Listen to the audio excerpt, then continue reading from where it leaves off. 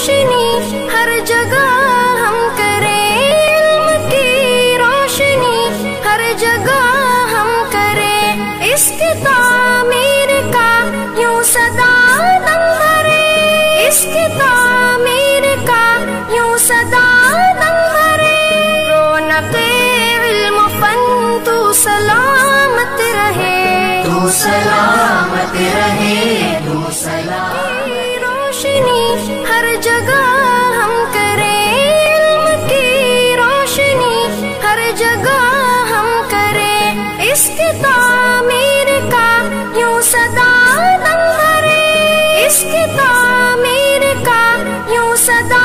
دم بھرے، رونق علم فن تو سلامت رہے۔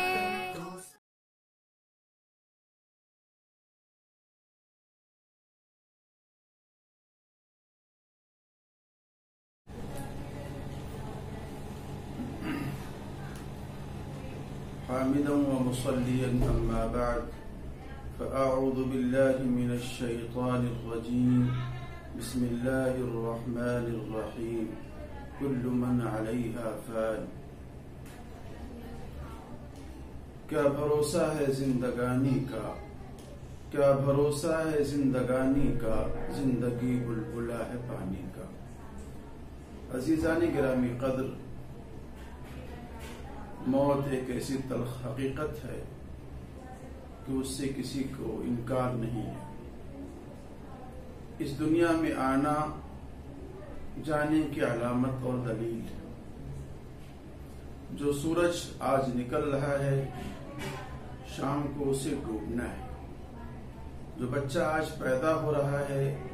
کل کو اس دنیا سے اس کو جانا ہے۔ اور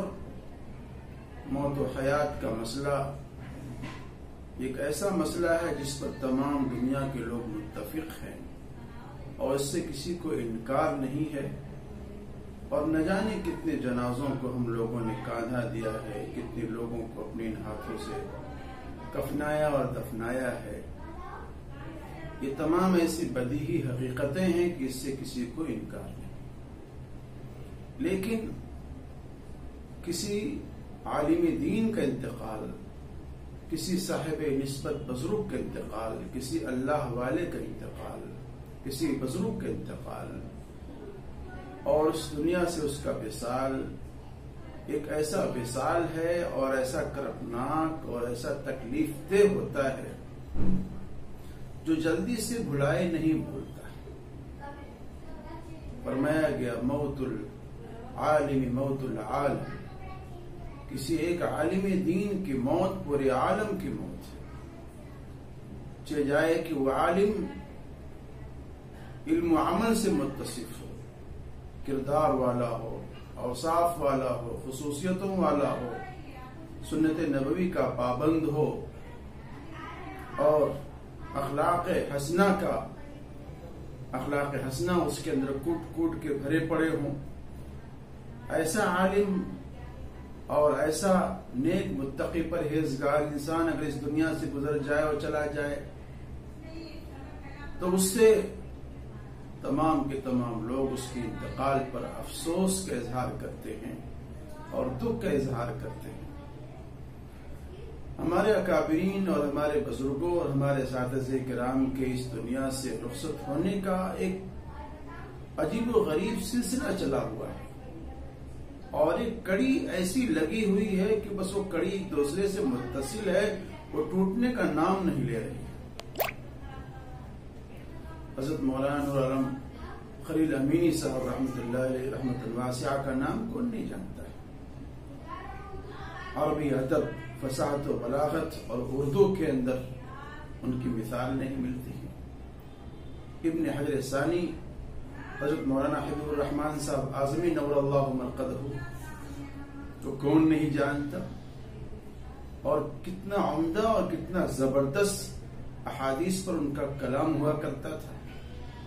کتنی گہرائی اور گہرائی ان کی باتوں میں ہوا کرتی تھی۔ اور ابھی کچھ دنوں پہلے ہمارے خاص استاذ محترم حضرت مولانا سید قاری محمد عثمان صاحب نور اللہ مرقدہ کا وصال ہوا۔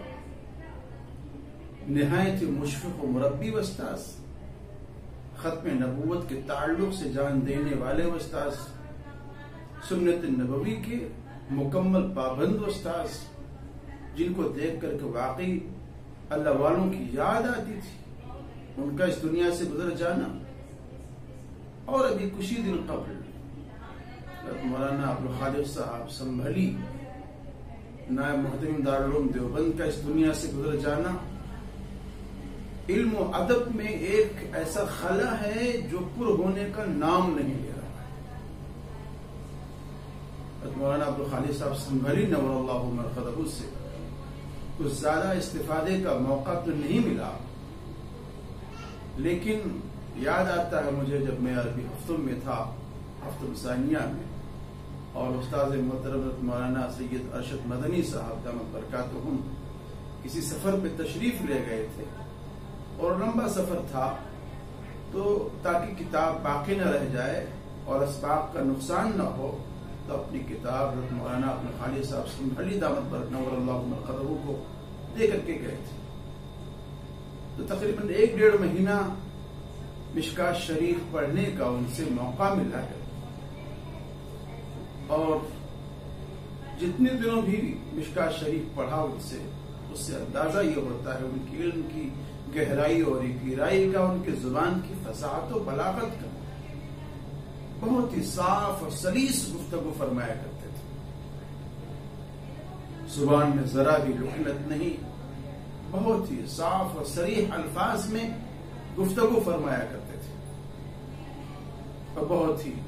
نیک شریف متبع سنت انسان، ہمیشہ اپنے چہرے اور سر پہ ایک رومال رکھے ہوئے، جس سے واقعی اندازہ ہوتا تھا،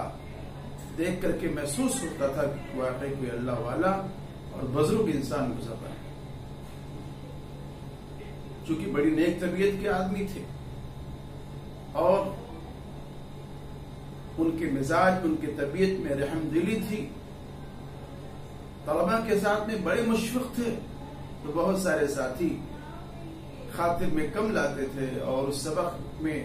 دیکھا کہ حضرت ابھی درسگاہ میں تشریف نہیں لائے ہیں، تو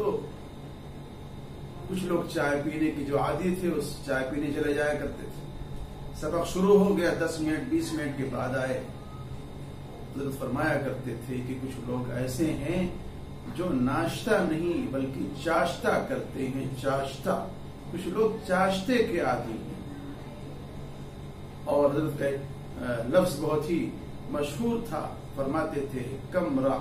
کمرے میں کمرہ، کمرہ اسی لیے بنا ہوا ہے کہ اس میں کم رہا جائے، زیادہ نہ رہا جائے، بلکہ زیادہ درسگاہ میں وقت لگایا جائے، کتابوں میں وقت لگایا جائے، درسگاہ کی طرف رخ کیا جائے۔ تو اس طرح کی جو الفاظ تھے حضرت رحمۃ اللہ علیہ کے، وہ یاد آتے، اور واقعی بہت ہی شستہ اور شائستہ انداز میں گفتگو فرمایا کرتے تھے، اور آپ کی زبان میں بڑی مٹھاس تھی۔ ایک ہی بات دیگر یہ ہمارے اساتذہ کرام بزرگان دین اس دنیا سے رخصت ہو رہے ہیں، اور واقعی ان لوگوں کا جانا اور اس دنیا سے رخصت ہونا علم و ادب کے لیے ایک ایسا خلا ہے جس کا پر ہونا بڑا مشکل ہے، اور ہم جیسے طالب علموں کے لیے واقعی بہت ہی اہم مسئلہ ہے کہ اساتذہ کرام جن سے کبھی کبھار جلسے جلوس میں اور ملاقاتوں میں استفادے کا موقع مل جایا کرتا تھا، اب وہ موقع ہم لوگوں کو میسر ہے۔ میں اپنی طرف سے اور اشرف اکیڈمی اور اس کے ذمہ داروں کی طرف سے، ارکان کی طرف سے حضرت مولانا عبدالخالق صاحب سنبھلی نائب محتمم دارالعلوم دیوبند کے انتقال پرملال پر تعزیت پیش کرتا ہوں، اور دعا گو ہوں کہ حضرت والا کو اللہ تعالی جنت الفردوس میں جگہ نصیب فرمائے، اور ہم تمام پسماندگان کو صبر جمیل نصیب فرمائے، اور اللہ رب العزت سے ہم دعا گو ہیں کہ اللہ رب العزت ان تمام اساتذہ کرام کا ہم تمام لوگوں کو نعم البدل عطا فرمائے۔ وما توفیقی الا باللہ، وآخر دعوانا ان الحمد للہ رب العالمین۔